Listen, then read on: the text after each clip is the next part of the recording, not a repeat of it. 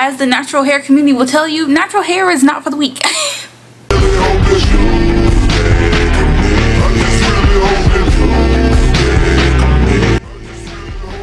Hello you guys, welcome back to my channel. It's your girl Alishia here, and today we are talking about different styles that you can wear while you're transitioning from relaxed hair to natural hair. So if you want to see what that entails, just keep on watching. Alright y'all, so if you're anything like me, maybe you started your hair journey late. I know the movement to go natural was like real big in 2016, I think. If y'all have been following me for a while, then you know I really only went natural because I was tired of always having to constantly look for a new stylist in my area. So I just decided I've done my hair once, what's the harm in learning how to do it again? As the natural hair community will tell you, natural hair is not for the weak. It is a long process. You gotta decide what type of natural are you gonna be. You know, like I decided that I wanted to see what my natural curl texture would look like, so I went the whole way, but I didn't do the big chop. I just did the slowly but surely method where I was just cutting, you know, a little bit at the time until my hair fully grew out. So, you know, there's different ways that you can go on your natural hair journey. No way is better than the other. It's all up to you. So y'all aren't here for my soapbox, so let's talk about the different styles that you can wear. So if you're anything like me, when you first search natural hairstyles and things like that, you got the super cute wash and goes and twist outs and things like that, where the styles will not work if your hair is not fully natural, okay? So remember, your hair grows from the roots to the tips first, okay? So those wash and goes, go ahead and take that out your mind until you are fully natural. Those twist outs, go ahead, take that out your mind until you are fully natural, because it's gonna look a little, you're gonna be looking a little crazy, gonna be looking a little boneless until your hair finishes going through, you know, its transitioning period. Good transitioning hairstyles, protective styles. If you are familiar at all with my channel, you have seen all the different protective styles that I have done. They made my natural hair journey so much easier. I'm not even gonna lie to y'all. Like, I love me a protective style. Now, if you do protective style, I will say a pro is that you can hide your hair away for a month and you don't have to worry about it for a month. So that's now one more month down on your journey. On the con side though, you have not touched your hair for a month, and when you're transitioning, you have different lines of demarcation where your relaxed hair ends and your natural hair meets.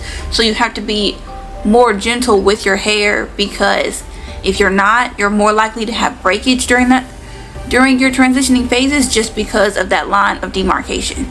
So if you don't want to have to deal with your hair, I would say a protective style is a good way to go, but just be cautious of the fact that you are gonna have to, you know, deal with your hair eventually.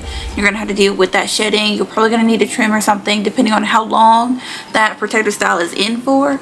So if you want to do that and maybe you still don't want to deal with your hair, then I would suggest like going to a natural hair stylist. That way they can take out the braids for you, give your hair some much needed TLC, and then you can go back into a protective style, but your hair is staying healthy throughout the process, because that's key.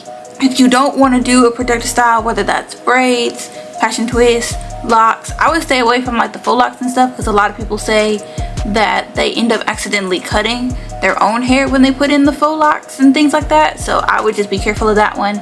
You can also do a lot of low bun styles, whether that's with a low bun in your hair or a low bun with maybe like a attachable ponytail, things like that. Those are really good styles because you're still protecting the ends.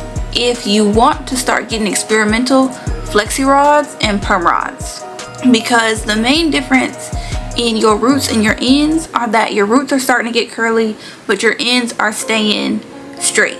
So a good way to kind of disguise the two different textures are flexi rod sets and perm rod sets, because you can decide how your hair kind of presents itself, if that makes sense. So you know, when you're looking at a flexi rod set, you're able to roll it, and so that whole strand of hair will now be one cohesive look, instead of trying to wear like a wash and go, but the maybe like half of your head is curly but the other half is not acting right because it's still relaxed, or like a twist out. That's why those don't really work, because you can't disguise your ends in like a wash and go or a twist out or a braid out the way that you could with a flexi rod set or a perm rod set or even a roller set. Now, it also depends on the stage that your hair is at. If you are in the very beginnings of your natural hair journey, I would suggest the protective styles and the flexi rod sets and the perm rod sets, because those are going to be more easily able to disguise your hair while also protecting it at the same time. When you get to the middle of your journey, you can start doing the twist, so like the 2-strand twist and things like that. But if you do, I would still put like a rubber band or something on the ends of them, because your ends will still be straight, so you still want to be able to, you know, keep them in place. So in the middle of your journey, you can now start looking at the twist outs and things like that, because I started doing that and I was like, okay, it was giving boneless, but like, you know, you couldn't tell me nothing. You couldn't tell me that I didn't look good. But protective styles and the flexi rods and the perm rods will also work for the beginning, the middle, and the end. Once you get to the end, that's when you can start doing, for sure, the twist outs, the braid outs, and the wash and goes, because they will start looking the way you envisioned it to look when you were at the beginning of your journey, because now your whole hair strand is just that one natural texture, you know, whatever that is. But now it'll look right, and now your ends will curl up when you want to do like a mini twist style, things like that. So be aware of what stage you're in, because that will determine what kind of hairstyles you can do. I didn't know that when I was first starting out. I thought I could do, you know, whatever, and then it would look crazy, and then I'd be upset because I'd be like, why is this not turning out the way that these YouTube videos are telling me that it should be turning out? And it's because your hair is not there yet, sis. You can't rush the journey, okay?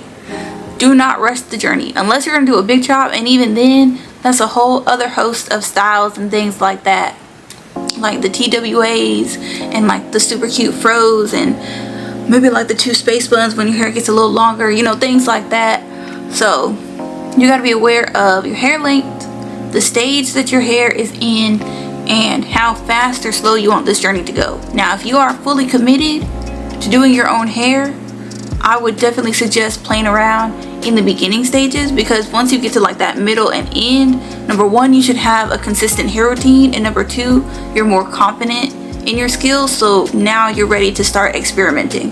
If you don't want to deal with it from beginning to end, find you a good stylist that knows how to do protective styles and things like that aren't too tight, because you don't want to, you know, be pulling your hair out now.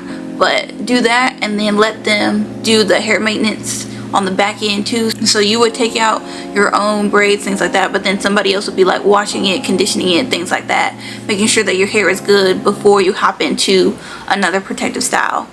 But that is all I have for you guys today. I know this video was short, but I just wanted to put that out there in case anybody was like me and was wondering what kind of things that they could do depending on what stage of their transitioning journey that they are in. So I hope somebody found this helpful, and I will see y'all in my next video, which I'm very excited about. So make sure y'all stay tuned. I hope somebody found this video enjoyable, and I will see y'all in my next video. Bye guys. I got you hooked on necklace, and you don't know enough. Messing with your ego.